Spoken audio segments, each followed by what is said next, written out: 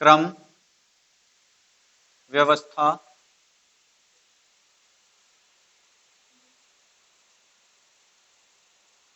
परीक्षण। ठीक है, क्रम व्यवस्था परीक्षण में होता क्या है कि आपसे कुछ कंडीशंस दे दी जाएंगी, उसमें आपसे कह देगा कि भाई दाएं से कोई व्यक्ति इतने नंबर पे बैठा है, बाएं से कोई व्यक्ति इतने नंबर पे बैठा है, बताइए टोटल कितने व्यक्ति बैठे हैं पंक्ति में। ठीक है, मान लो जैसे कोई पंक्ति है जिसमें कुछ लोग बैठे हैं, हमें नहीं पता कितने बैठे हैं, ठीक है, लेकिन अगर हम इसको एक नाम दे दें के, और हम कह दें कि भाई पहला दूसरा तीसरा चौथा पांचवा, के जो है वो लेफ्ट से कितने नंबर पे है, पांचवें नंबर पे है, और राइट से कितने नंबर पे है, पांचवें पे आ गया, तो राइट से कितने नंबर पे, पांचवें पे, तो टोटल कितने लोग हो गए यहाँ पे, 5 और 5 10। लेकिन ये ऐसा होता नहीं है, इसमें जो गिनोगे आप तो वो संख्या कितनी रह जाएगी, 5 6 7 8 9, तो एक कहाँ चला गया फिर करो, के को, क्योंकि हमने 2 बार काउंट कर लिया है। कैसे कि जब हम लेफ्ट से गए थे तब भी हमने के को काउंट करा, जब हम राइट से आए तब भी हमने के को काउंट करा, तो के यहाँ पे 2 बार काउंट हो जाता है। तो इसी से एक फॉर्मूला बन जाता है कि अगर हमें कुल संख्या निकालनी है, ठीक है, कुल संख्या अगर हमें निकालनी है तो हम फॉर्मूला क्या लगाएंगे कि लेफ्ट प्लस राइट, बल्कि कुल संख्या क्या, संख्या ही अगर हमें कोई भी निकालनी है, कुल को भी छोड़ो, सब में यही काम करेगा आपका, कि संख्या अगर हमें निकालनी है कोई तो हम फॉर्मूला लगाएंगे लेफ्ट प्लस राइट बराबर टोटल प्लस 1। ठीक है, जैसे अगर मैं इसी क्वेश्चन में कुल संख्या फॉर्मूले की मदद से निकालूं तो मुझे पता है ये जो के है ये लेफ्ट से कौन से नंबर पे है, पांचवे पे, राइट से भी कितने पे है, पांचवे पे, बराबर टोटल प्लस 1, तो 5 और 5 बराबर टोटल प्लस 1।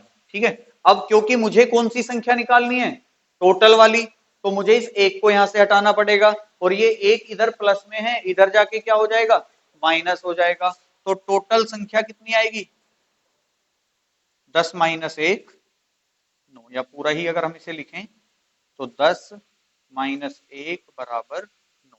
तो इस पंक्ति में व्यक्तियों की कुल संख्या कितनी है, 9। अब देखो ये फॉर्मूला आपको कैसे कैसे काम करेगा, आपको पता है यहाँ पे पहला वेरिएबल तो ये है, दूसरा वेरिएबल ये है, और तीसरा वेरिएबल ये है। ठीक है, इन तीनों में से मैंने बताया होगा कि कोई दो आपको बताए जाएंगे, तीसरा आपसे पूछा जाएगा। ठीक है, कि भाई इन दोनों को देके इसे पूछ लेगा, इसको दे देगा, इसको दे देगा तो इसको पूछ लेगा, इसको और इसको दे देगा तो इसको पूछ लेगा। अब इस फॉर्मूले से क्या मिलेगा आपको, आपको पता है ये फॉर्मूला आपका देखो दो जगह डिवाइड हो रहा है, एल प्लस आर बराबर टी प्लस 1, दो नंबर इधर हैं और दो ही नंबर किधर हैं, इधर हैं। भाई एल प्लस आर दो कंडीशन हो गई, टी प्लस 1 ये भी दो कंडीशन हो गई। तो आपको क्या करना है, जब आप किसी क्वेश्चन को सोल्व करोगे तो आप ये देखो कि कौन से साइड के दोनों नंबर मुझे मिल रहे हैं। ठीक है, कि भाई बराबर के लेफ्ट साइड वाले दोनों नंबर मुझे दिए गए हैं या राइट साइड वाले दोनों नंबर दिए गए हैं, जिस साइड के दोनों नंबर तुम्हें दिए गए हों उन्हें तो जोड़ लो, और जो सिंगल नंबर बचेगा उसे घटा दो। जैसे इस क्वेश्चन में देखो हमें लेफ्ट से दे रखा था पांचवा, राइट से दे रखा था वो भी पांचवा था, तो हमें इधर के दोनों नंबर मिल गए टोटल प्लस 1, इधर से हमें केवल एक ही नंबर मिला जो एक था। अब टोटल कितने हो गए, ये 10, क्योंकि दोनों जिधर के नंबर मिल गए उन्हें जोड़ना है, तो 5 और 5 10, उठा के जो दूसरी साइड वाला नंबर है वो माइनस कर देंगे। जैसे अगर मैं किसी क्वेश्चन में आपसे कहूं कि एक पंक्ति में टोटल 45 लोग बैठे हैं, ठीक है, राम की जो संख्या है वो लेफ्ट से 12वीं है, तो बताओ राम राइट से कौन से नंबर पे होगा, बताओ, हो गया 34वें पे, पक्की बात है, चलिए देखो, अब देखो यहां से अगर मैं इस फॉर्मूले को अप्लाई करूं तो यही रहेगा फॉर्मूला तो मेरा, L प्लस आर बराबर T+1। अब मुझे पता है लेफ्ट से कितना नंबर है उसका 12, प्लस राइट से कितना नंबर है निकालना है, मुझे नहीं पता, क्वेश्चन मार्क रख लिया मैंने, बराबर कुल संख्या दे रखी है और प्लस एक। तो अब दो संख्या किधर की मिली मुझे, इधर वाली मिल गई कि 45 भी है और एक भी है, तो इन दोनों को तो मैं जोड़ लूंगा, तो 45 और एक, और जो इधर वाली बराबर से दूसरी साइड वाली संख्या है वो इधर आके माइनस हो जाएगी, तो क्वेश्चन मार्क बराबर रह जाएगा 46 माइनस 12 बराबर 34। तो इसलिए मैंने इस क्वेश्चन इस फॉर्मूले को दो जगह ब्रेक कर दिया कि L प्लस आर बराबर T+1, जिधर की दो संख्याएं मिल जाएं उन्हें जोड़ लो, उठा के दूसरे वाली साइड की संख्या से माइनस कर दो। इसमें हमें इधर की दोनों संख्याएं मिली तो इन्हें जोड़ के इसको माइनस कर दिया, इधर की मुझे ये दोनों संख्याएं मिली तो इन दोनों को जोड़ के इधर वाले को माइनस कर दिया। ठीक है, चलिए अब क्वेश्चन लिखेंगे पहला। राजेश, क्वेश्चन लिखेंगे, किसी कक्षा में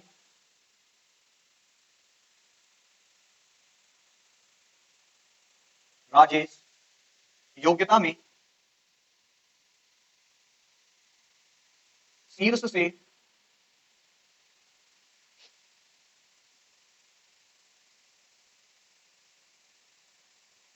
17वें स्थान पर तथा सतह से 50वें स्थान पर है। कक्षा में छात्रों की कुल संख्या ज्ञात कीजिए।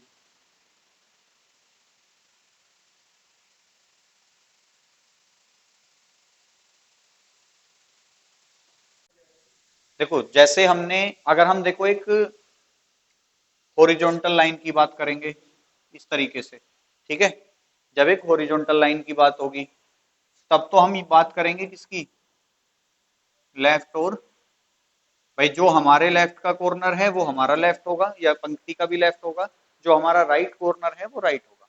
अगर हम बात करेंगे इस तरीके की रो की, तो यहाँ ये क्या है इसका टॉप है और ये क्या है इसका बॉटम, तो फॉर्मूला यहाँ भी यही रहेगा, टॉप प्लस बॉटम बराबर टोटल प्लस, बस लेफ्ट राइट की जगह क्या आ जाता है, टॉप और बॉटम वाली कंडीशन आ जाती है। भाई कह रहा है किसी कक्षा में राजेश योग्यता में शीर्ष से 17वें स्थान पे है, मान लो ये टोटल पंक्ति है, ठीक है, तो शीर्ष कहाँ है इसका ऊपर। हालांकि देखो जब कभी हम पंक्ति में या योग्यता में बात करते हैं तो शीर्ष स्टार्टिंग से माना जाता है कि भाई पहले नंबर का व्यक्ति तो शीर्ष होगा, बाकी इतना आप लोगों को सोचने की जरूरत नहीं है, हमें तो सीधा सीधा फॉर्मूला रखना है। हम इसे अगर ऊपर से ही रखें कि ऊपर से मान लो यहाँ पे फर्स्ट वाला व्यक्ति बैठा है, तो शीर्ष से जो राजेश है उसकी कौन सी रैंक है, मान लो यहाँ से यहाँ पे कहीं राजेश है, कितने नंबर पे 17 नंबर पे कौन, राजेश, और नीचे से यानी कि सतह से उसका स्थान कौन सा है 50वां है। तो आप देख रहे होगे कि राजेश की दोनों साइड से हमें रैंक मिल गई, ठीक है, तो हमें ये वाला फॉर्मूला लगा देंगे लेफ्ट राइट की जगह, अब हम क्या लगा देंगे कि टॉप प्लस बॉटम, हालांकि फॉर्मूला तो केवल हम अभी के लिए लगा रहे हैं, बाकी तो डायरेक्ट हो जाएगा, फिर क्वेश्चन इतना टाइम नहीं है कि आप पहले फॉर्मूला लिखो फिर आप क्वेश्चन को सोल्व करो, आप सीधा लिखो 50 प्लस 17 बराबर T+1, और ये कितना हो जाएगा 67 माइनस 1 बराबर कितने के टोटल के, और टोटल बराबर कितना 66, तो आंसर क्या आएगा आपका 66। तो ये तो बिल्कुल साधारण सवाल था, पहला ही सवाल था हमारा। दूसरा सवाल लिखेंगे, एक कक्षा में सुमित का स्थान, एक कक्षा में सुमित का स्थान 11वां है,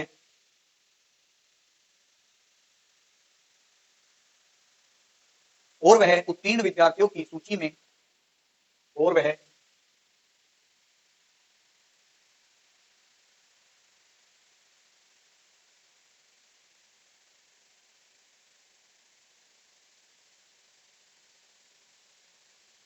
उत्तीर्ण विद्यार्थियों की सूची में नीचे से 31वें स्थान पर है यदि 4 छात्र अनुपस्थित तथा 5 छात्र परीक्षा में अनुत्तीर्ण हो गए हों,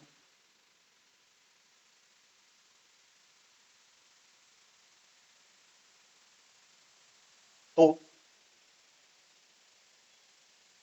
परीक्षा में सम्मिलित छात्रों की संख्या ज्ञात कीजिए। देखो कह रहा है एक कक्षा में सुमित का स्थान 11वां है।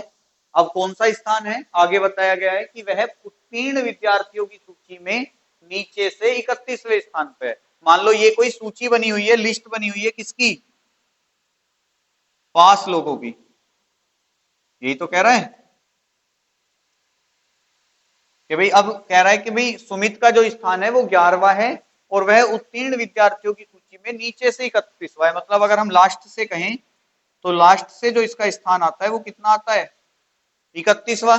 लेकिन स्टार्टिंग से कितना है, 11वां। कि भाई स्टार्टिंग से कितना है उसका, 11वां स्थान है।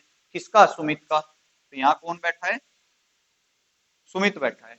तो तुम्हें पता है कि यहां से अगर मुझे सुमित की लेफ्ट साइड से भी रैंक मिल गई और राइट साइड से भी रैंक मिल गई तो मुझे दोनों तरफ से उसकी रैंक मिल गई।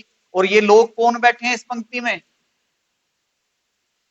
जो पास हुए हैं। ठीक है, तो पास स्टूडेंट कितने हैं,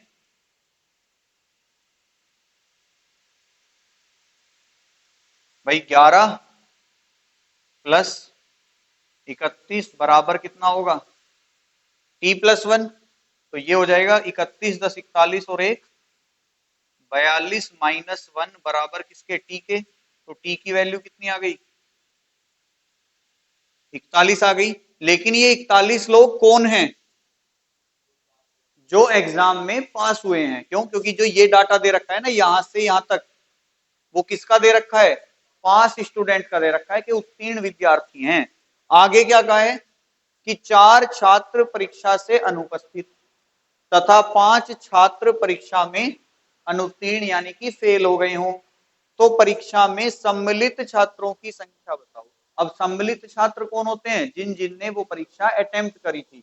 अब सिंपल सी बात है, जो उस एग्जाम में पास हुए हैं, परीक्षा में अटेम्प्ट करके ही तो पास हुए होंगे, और जिन्होंने वो परीक्षा फेल करी है, अटेम्प्ट तो वो भी हुए होंगे। तो आंसर क्या आएगा, 41 + 5 46। तो परीक्षा में सम्मिलित छात्रों की संख्या कितनी है, 40। आपसे यहां पूछ सकता है कक्षा में पास छात्रों की संख्या कितनी है, कक्षा में कुल छात्रों की संख्या कितनी है। ये दोनों क्वेश्चन भी यहां से आ सकते हैं। तो बताओ क्या क्वेश्चन बनेगा। ये तो हो गया परीक्षा में सम्मिलित, परीक्षा में पास वाले भी हमने निकाल रखे हैं कि परीक्षा में पास कितने हुए, 41। अब परीक्षा में कक्षा के कुल छात्र कितने हैं, कक्षा में कुल छात्रों में जितनी भी संख्या हमारी आ रही है वो सब हो जाएंगी। कैसे, कि भाई जो 41 पास हुए वो भी कक्षा का हिस्सा थे, जो 5 फेल हुए वो भी कक्षा का हिस्सा थे, और जिन 4 ने वो एग्जाम छोड़ दिया कक्षा का हिस्सा तो वो भी रहे होंगे।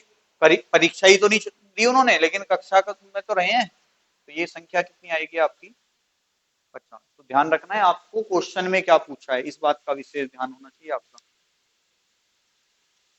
सवाल नंबर नेक्स्ट, 40 लड़कों की, क्या लिखा है,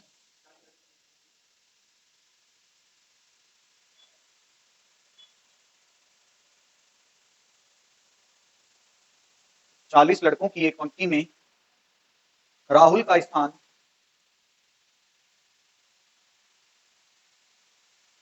राहुल का स्थान नीचे से 11वां है, ऊपर से उसका स्थान ज्ञात कीजिए। सिंपल है, देखो कि भाई 40 लड़कों की पंक्ति है, मतलब टोटल दे दिया इसमें, ठीक है। और आपको पता है नीचे से उसका स्थान 11वां है, तो हम टी प्लस बी बराबर क्या रख सकते हैं, टोटल प्लस 1। तो टी की वैल्यू तो हमें बतानी है कि ऊपर से उसका स्थान, तो टी प्लस बॉटम से कितना है 11 बराबर टोटल कितने हैं 40 प्लस 1। तो दोनों संख्याएं किधर की मिली हमें, 40 प्लस 1 वाली। तो ये कितना हो जाएगा, टी प्लस 11 बराबर किसके, 41 के। तो टी यानी कि टॉप वाला निकालना है, ये टी हमें ध्यान रखना, ये टॉप है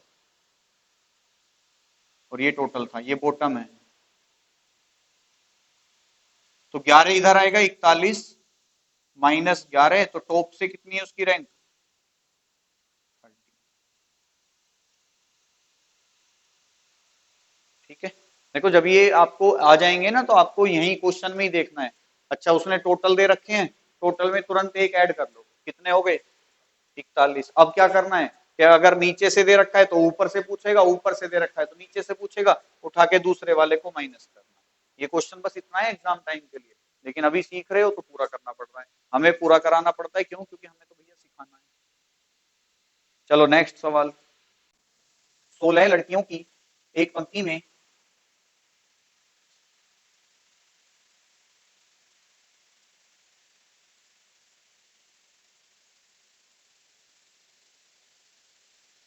जब आरती दो स्थानों से बाईं ओर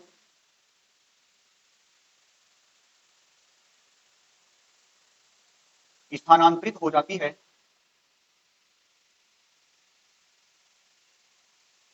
तो वह बाएं से सातवें स्थान पर, बाएं से नहीं, एक मिनट रुक जाना, स्थानांतरित हो जाती है तो उसका स्थान बाएं से सातवें स्थान पर पहुंच जाती है।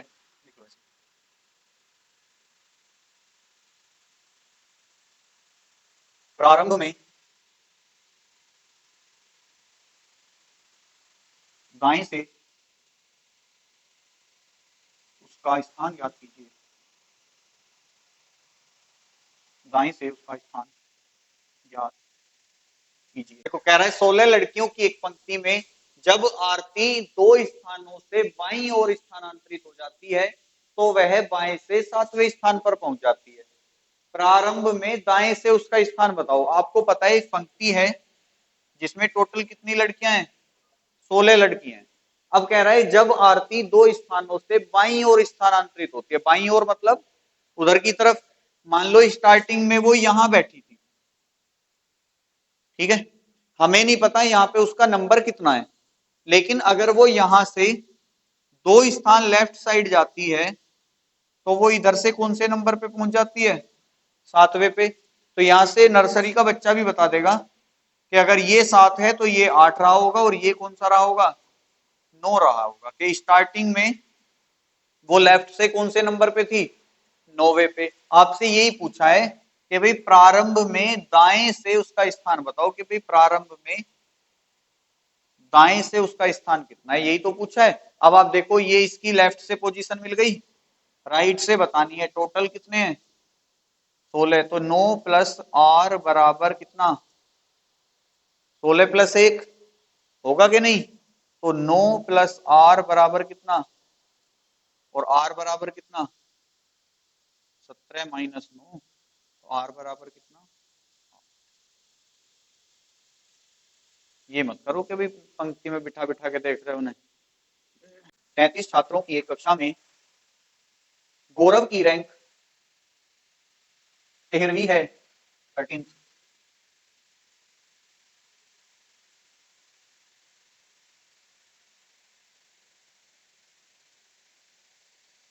गौरव लिखा है ना।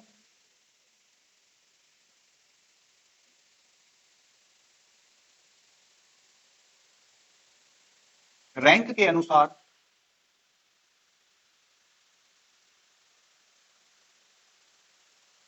गोपाल से नीचे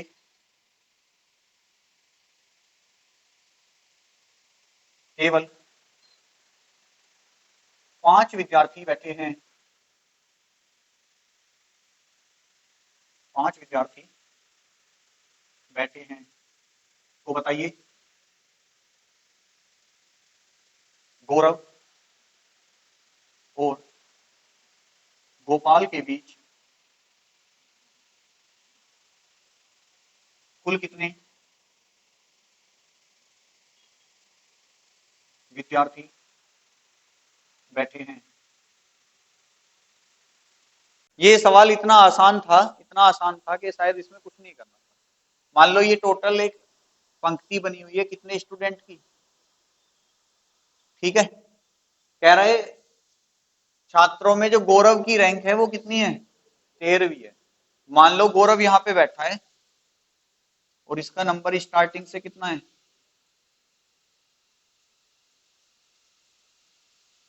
13 है, ठीक है।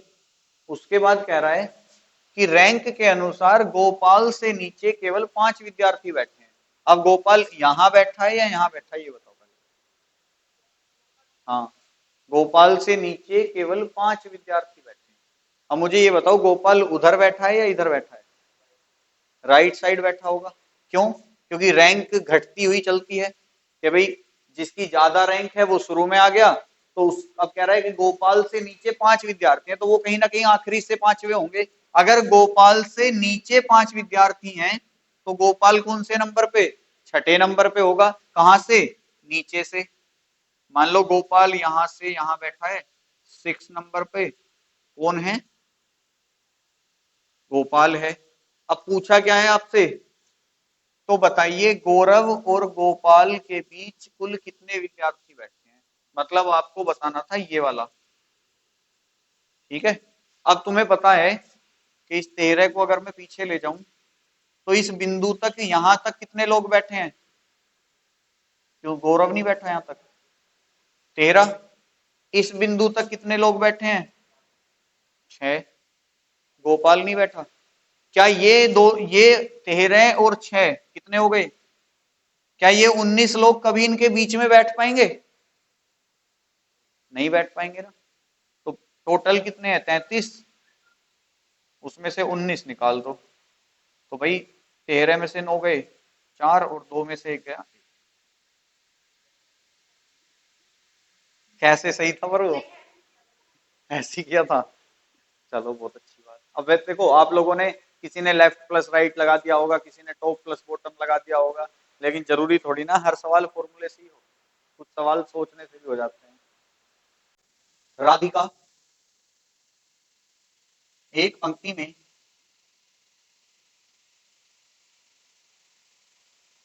राधिका प्रारंभ से प्रारंभ से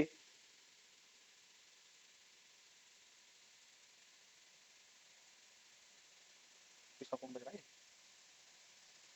तो बैल जा रही है, 12वें स्थान पर है तथा प्रीति अंत से 18वें स्थान पर है।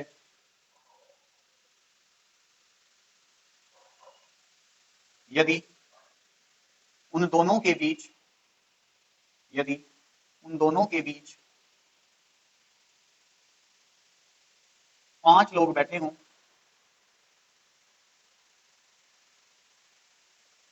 तो पंक्ति में बैठे लोगों की अधिकतम तथा न्यूनतम संख्या ज्ञात कीजिए। देखो एक पंक्ति में राधिका प्रारंभ से 12वें स्थान पर है और प्रीति अंत से 18वें स्थान पर है। यदि उन दोनों के बीच में 5 लोग बैठे हों तो पंक्ति में बैठे लोगों की अधिकतम तथा न्यूनतम संख्या ज्ञात कीजिए। अधिकतम संख्या अगर आपको निकालनी है, अधिकतम को हम क्या कह देते हैं, मैक्सिमम। तो आपको कुछ नहीं करना, सारे नंबरों को प्लस कर देना है।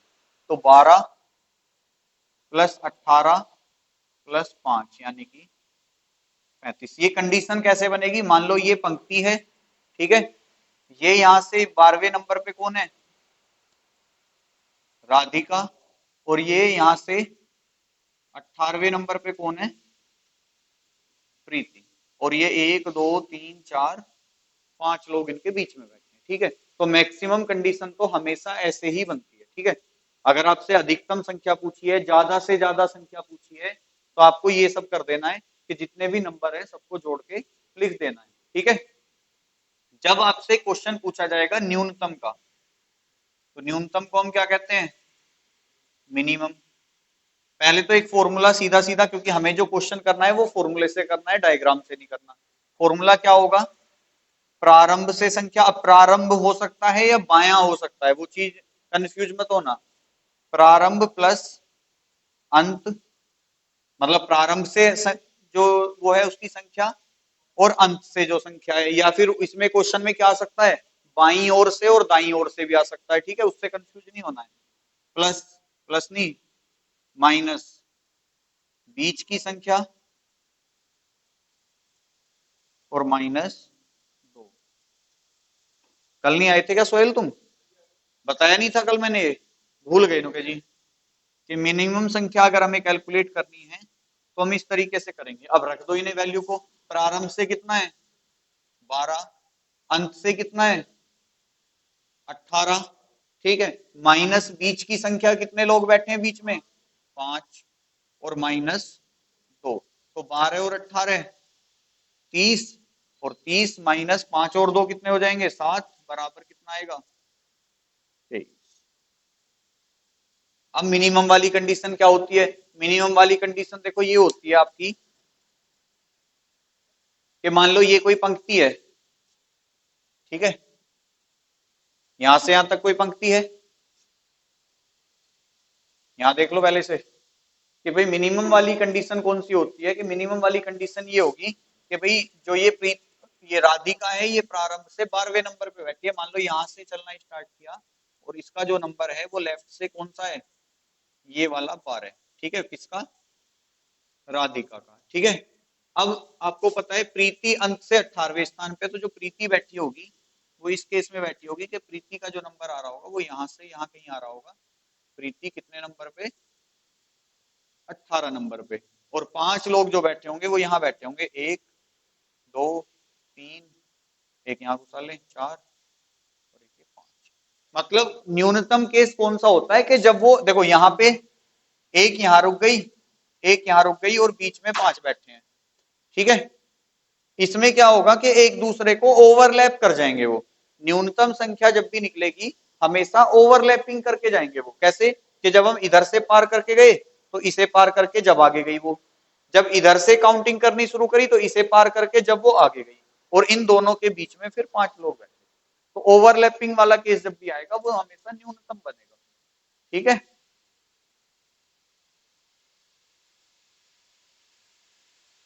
कर लोगे, अब हेडिंग डालो टाइप नंबर 2। हाँ जी, टाइप नंबर 2 के क्वेश्चन है। कितने क्वेश्चन हो गए, चलो तो बस 5-6 क्वेश्चन और करेंगे, चैप्टर खत्म।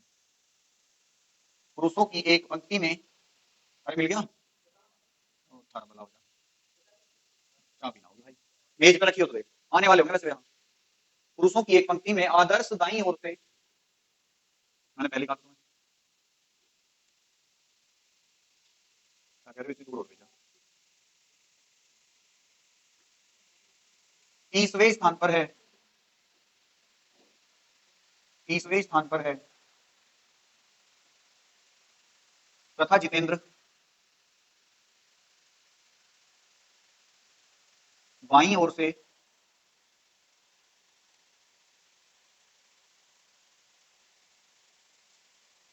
22वें स्थान पर है।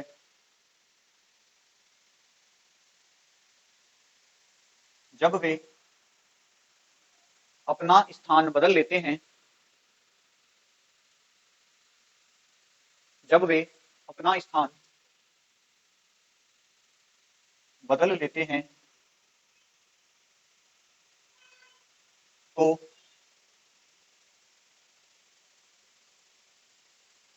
आदर्श दाईं ओर से 35वें स्थान पर, तो आदर्श दाईं ओर से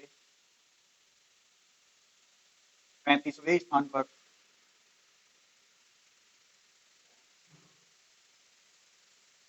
पहुंच जाता है।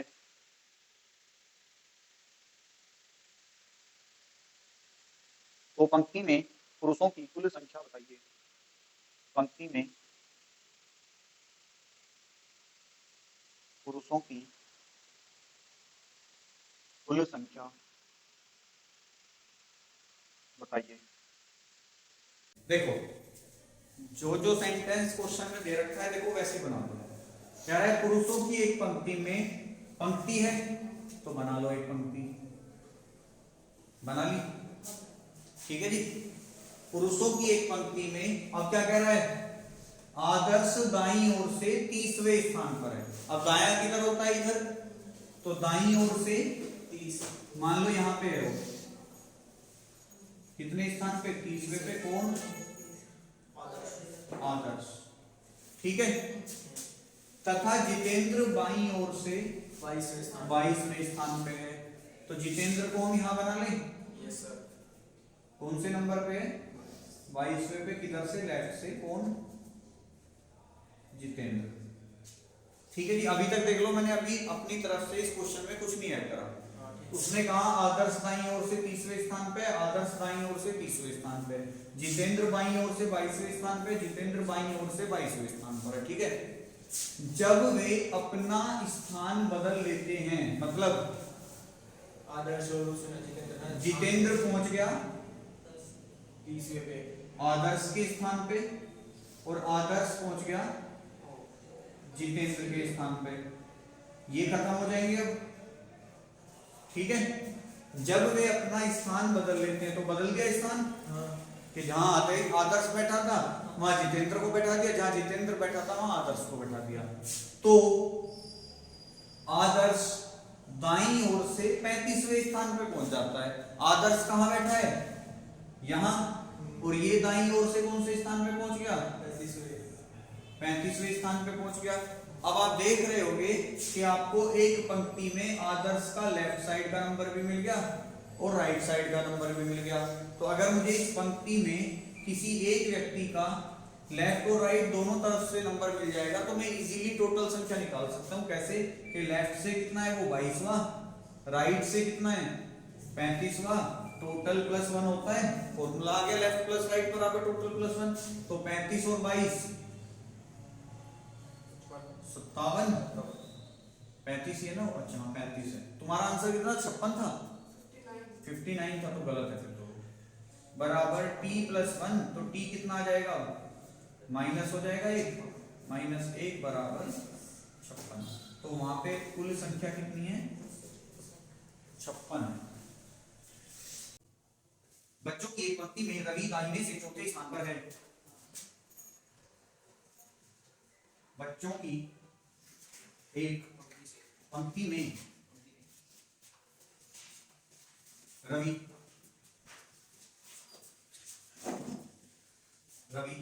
दाहिने से चौथे स्थान पर है।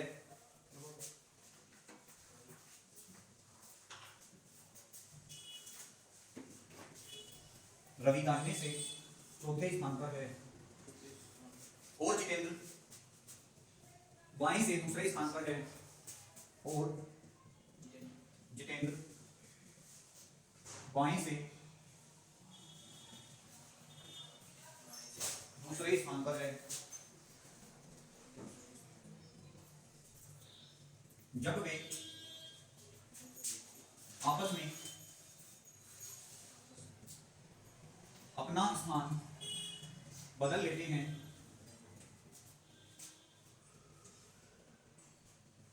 तो जब वे आपस में अपना स्थान बदल लेते हैं तो रवि दाहिने से 9वें स्थान पर, रवि दाहिने से 9वें स्थान पर पहुंच जाएगा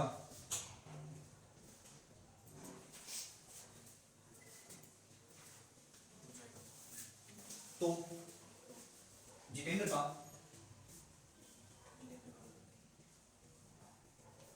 बाएं से स्थान ज्ञात कीजिए और आंसर होता है 16। देखो कह रहा है पहले तो देखो वही कंडीशन बना लो, पहले हम इसमें टोटल संख्या निकाल लेंगे। टोटल संख्या आप लोगों ने निकाली नहीं होगी, मैं निकाली। अब बिना टोटल निकाले आंसर नहीं आएगा। कह रहा है बच्चों की एक पंक्ति में रवि दाहिने से चौथे स्थान पे है, ठीक है, आ गया। उसके बाद कह रहा है जितेंद्र बाएं से दूसरे स्थान पे है, तो यहां से कौन है, जितेंद्र, नंबर कितना है उसका 2, ठीक है। अब कह रहा है वे दोनों आपस में अपना स्थान बदल लेते हैं। आप स्थान बदलेंगे तो रवि कहां पहुंच जाएगा, यहां, यहां से खत्म, जितेंद्र कहां पहुंच जाएगा, यहां, तो यहां से खत्म हो जाएगा, ठीक है। जैसे ही वो अपना स्थान बदल लेते हैं तो रवि दाहिने से 9वें स्थान पे पहुंच जाता है। अभी हमें पता है रवि कौन से नंबर पे है, लेफ्ट से दूसरे पे है, लेकिन उसने कह दिया कि जैसे ही वो स्थान बदलते हैं तो रवि राइट से 9वें नंबर पे पहुंच जाता है। तो यानी कि 9 और 2 11 और 9 + 2 = t + 1, तो 11 = t + 1, तो t कितना 10, मतलब पंक्ति में टोटल 10 लोग हैं, ठीक है। अब पूछा क्या है, तो जितेंद्र का बाएं से स्थान बताना है। अब जितेंद्र कहां है, यहां पे, और किधर से, राइट साइड से चौथे नंबर पे है वो। हमें क्या बताना है, हमें इधर से इसका नंबर बताना है, कितना आएगा ये यहां, यही तो है ये भाई, रवि तो खत्म हो गया यहां से। अब जितेंद्र का जो स्थान है दाएं से तो चौथा है, बाएं से आपको बताना है। तो आपको पता है कि भाई लेफ्ट +4 बराबर कितने के, 10 + 1, तो लेफ्ट +4 = 11, तो लेफ्ट बराबर कितना, तो बाएं से जो उसका स्थान है वो 7 हुआ है, ठीक है। विद्यार्थियों की एक पंक्ति में राकेश का स्थान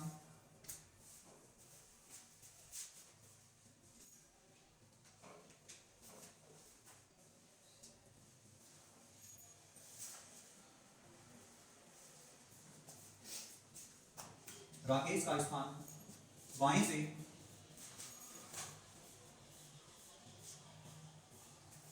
राकेश का स्थान बाएं से 12वां और काशी का स्थान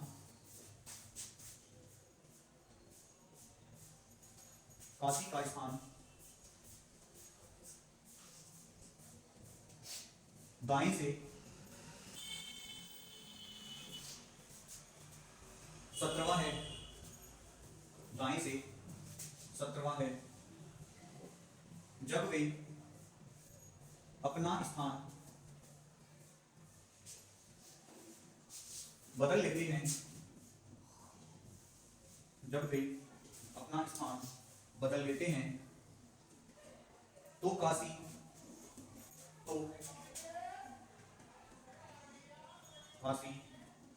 दाएं से 27वां हो जाता है।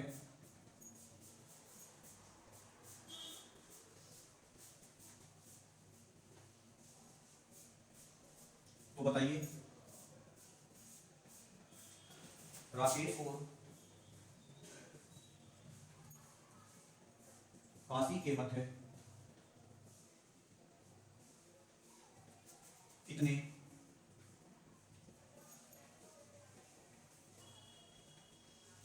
विद्यार्थी बैठे हैं।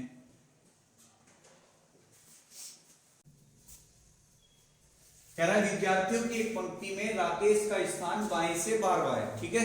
बाएं से कौन से नंबर पे है, 12 नंबर पे कौन, राकेश, और काशी का स्थान दाएं से 17वां है।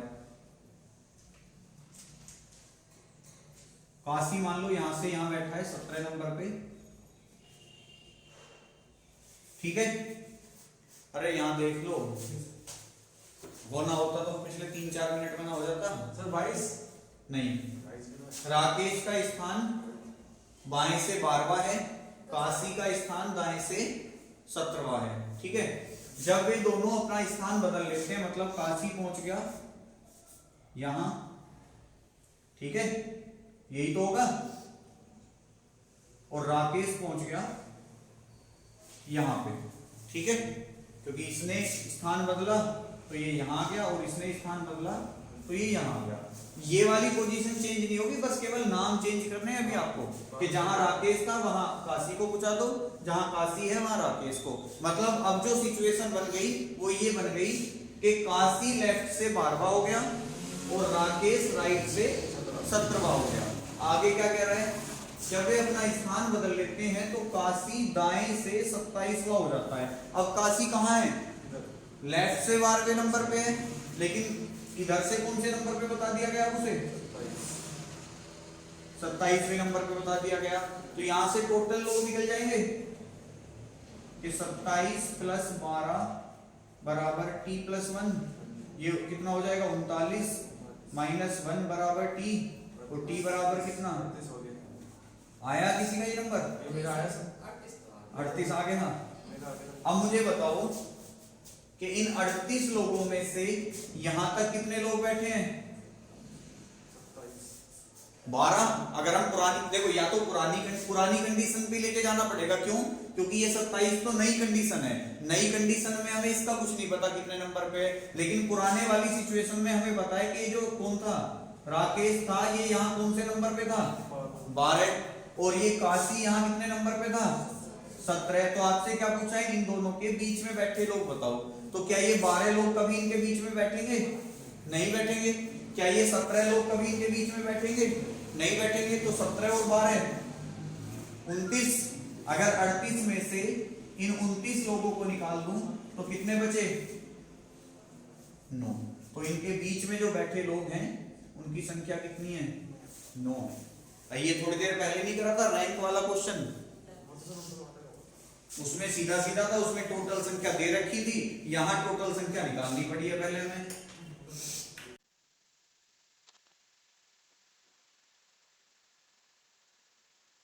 अलग अलग लंबाई वाले 5 बच्चों KLOMN के एक समूह में, KLON के एक समूह में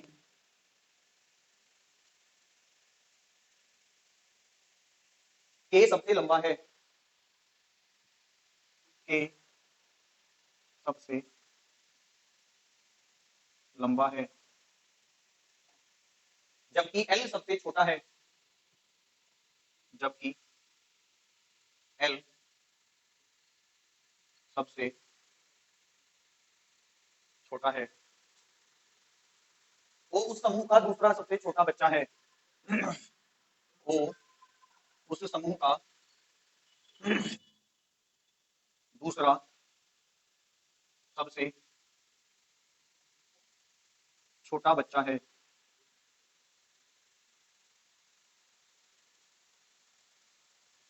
M N से लंबा है,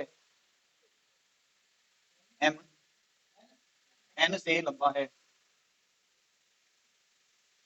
M N से लंबा है। तो बताइए,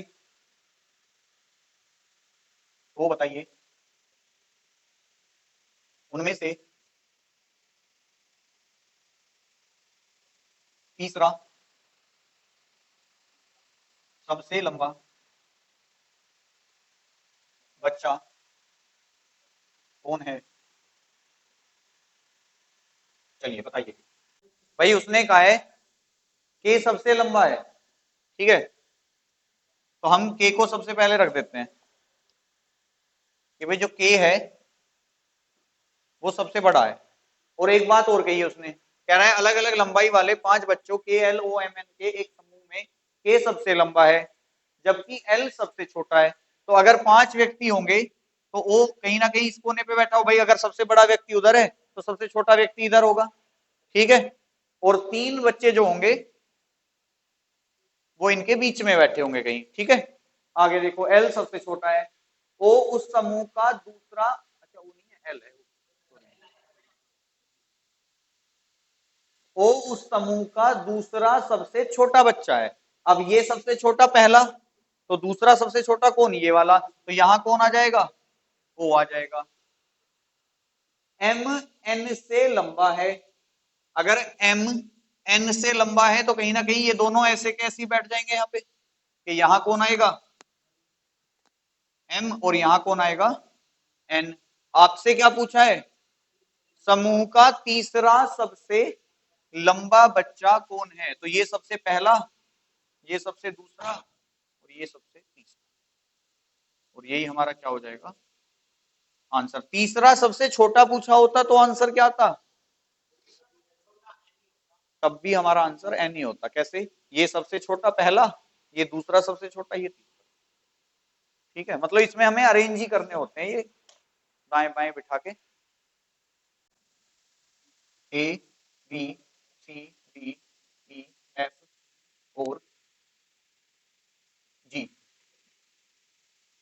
रात के भोजन के लिए, रात के भोजन के लिए किसी रेस्तरां में जाते हैं,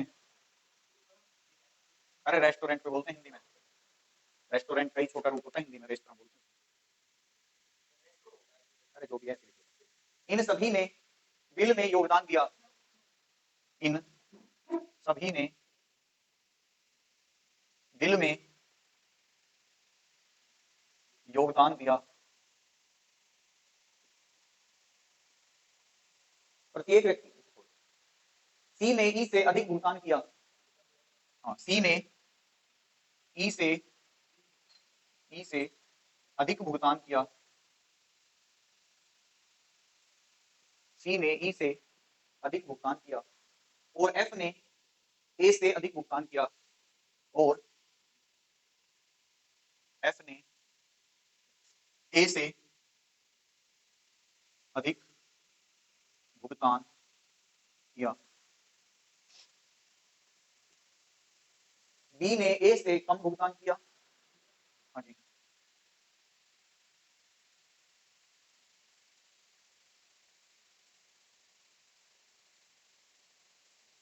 बी ने ए से कम भुगतान किया, डी ने सबसे अधिक राशि का भुगतान किया, डी ने सबसे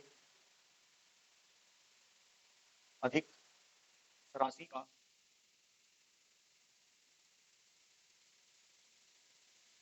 भुगतान किया,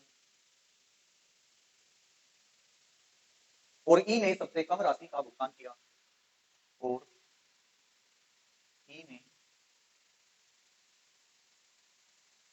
सबसे कम राशि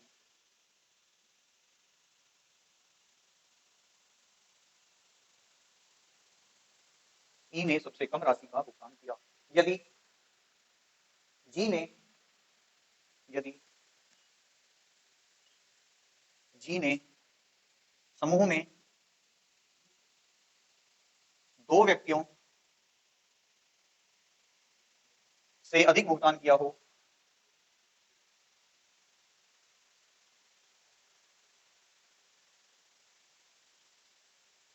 से अधिक भुगतान किया हो, तो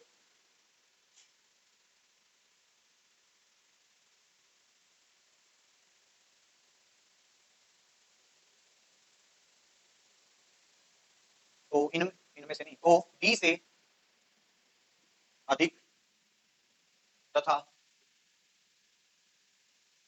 कम भुगतान करने वाला करने वाले व्यक्ति कौन है।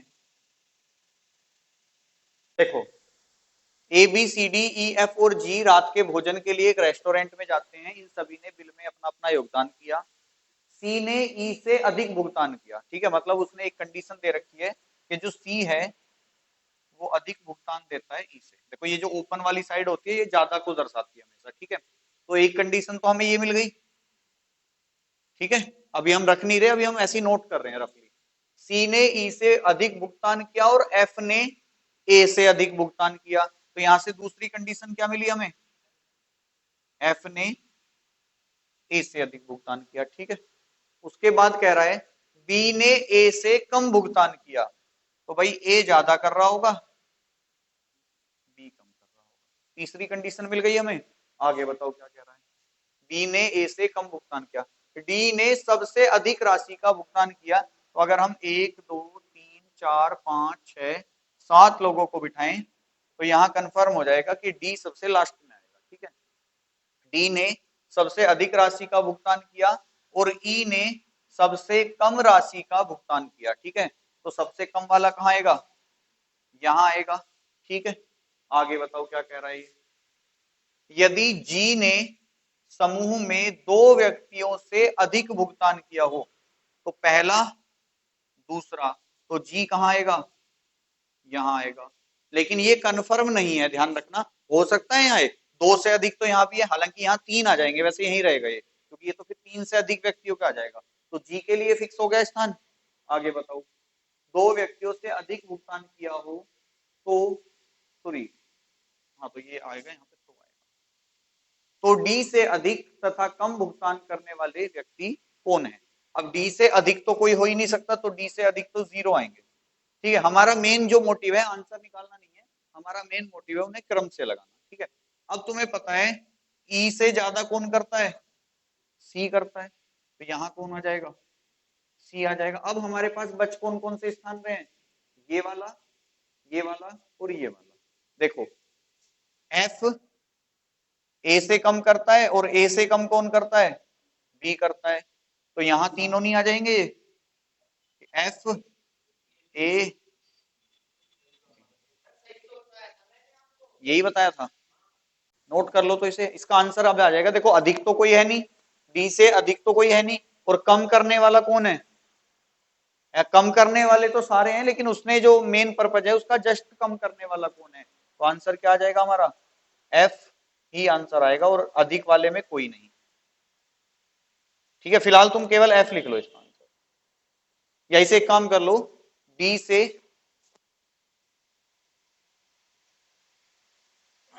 तुरंत कम भुगतान करने वाला व्यक्ति कौन है, इसे ऐसे कर लो बस, अब ये क्वेश्चन सही हो जाएगा। डी से तुरंत कम भुगतान करने वाला कौन है, तो डी से तुरंत कम कौन कर रहा है, एफ। क्वेश्चन लिखेंगे, ए बी से लंबा है परंतु सी जितना लंबा नहीं है, ए बी से लंबा है परंतु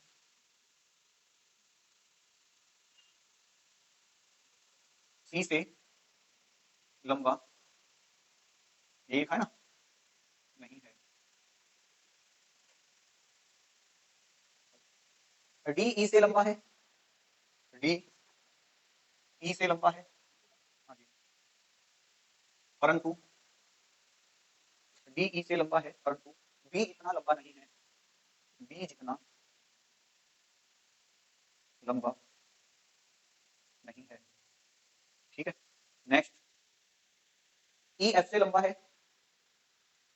ई एफ से लंबा है परंतु डी जितना लंबा नहीं है, परंतु डी जितना लंबा नहीं है। इनमें से कौन, इनमें से कौन सबसे अधिक लंबा है। चलो देखो, कह रहा है क्वेश्चन, नहीं हुआ भाई, ये तो गलत बात है तुम लोगों की, बस तुम ढीले पड़ जाते हो। ए बी से लंबा है, ठीक है, ए बी से लंबा है परंतु सी से लंबा नहीं है, यानी कि जो जो ए है ये सी से लंबा नहीं होगा, ठीक है।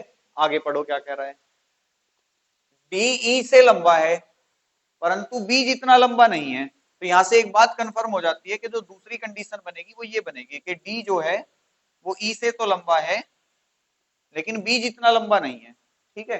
तीसरे पे आ जाओ, ई एफ से लंबा है परंतु डी जितना लंबा नहीं है। ई एफ से तो लंबा है लेकिन डी जितना लंबा नहीं है, तो डी इससे छोटा आ जाएगा, सॉरी डी उधर आएगा, डी इधर आएगा। तो ये तीन कंडीशन बनेगी, अब हमें इन तीनों को मर्ज करना है। ठीक है, आपको पता है ये तो सीक्वेंस से आ ही रहे हैं और सारे ही सीक्वेंस से आ रहे हैं। अगर हम देखें तो इन्हें कि पहले सी, फिर ए, और ए के जाती कौन आ गया, बी, बी यहां भी है, बी यहां भी है, तो इसे छोड़ दो, आगे लिखना शुरू करो। तो बी के बाद कौन आएगा, डी, डी के बाद कौन आएगा, ई। अब देखो डी यहां भी है, ई यहां भी है, तो डी और ई यहां भी है, बचा कौन, यही बन रहा है। आपसे पूछा है इनमें से सबसे अधिक लंबा कौन है, तो सबसे अधिक लंबा कौन है, सी है।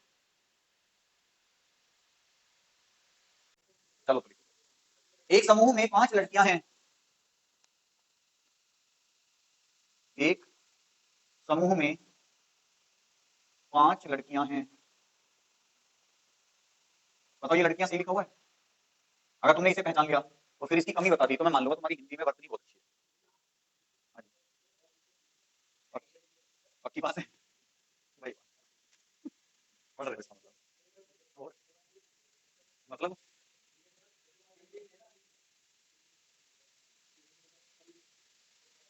5 लड़कियां हैं, प्रत्येक की लंबाई अलग अलग है,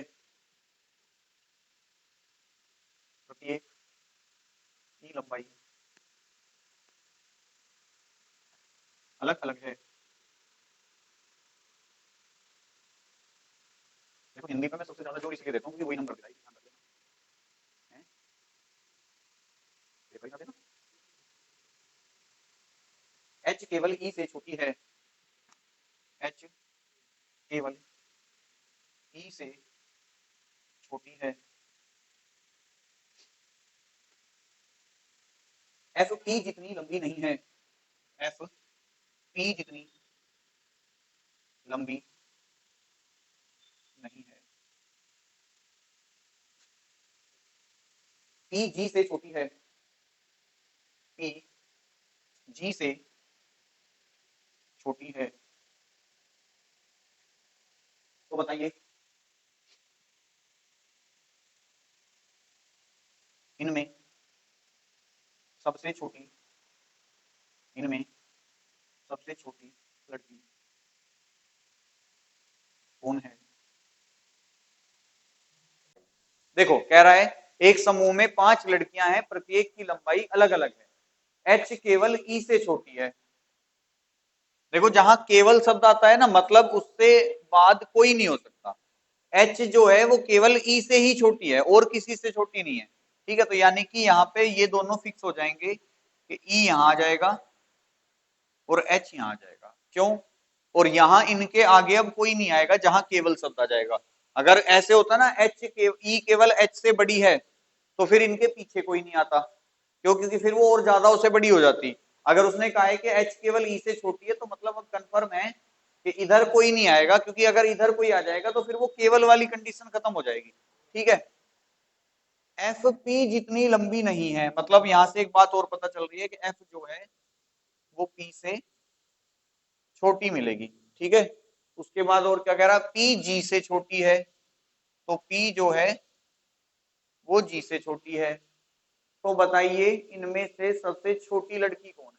अब रख दो इन्हें, देखो आपको पता है जी, पी, और पी से लेस कौन है, एफ है। ठीक है, और आपको पता है इनके आगे तो कोई आ ही नहीं सकता, तो इनके पीछे ही आएगा जो भी आएगा, तो ये ऐसे बन जाएंगे जी, पी और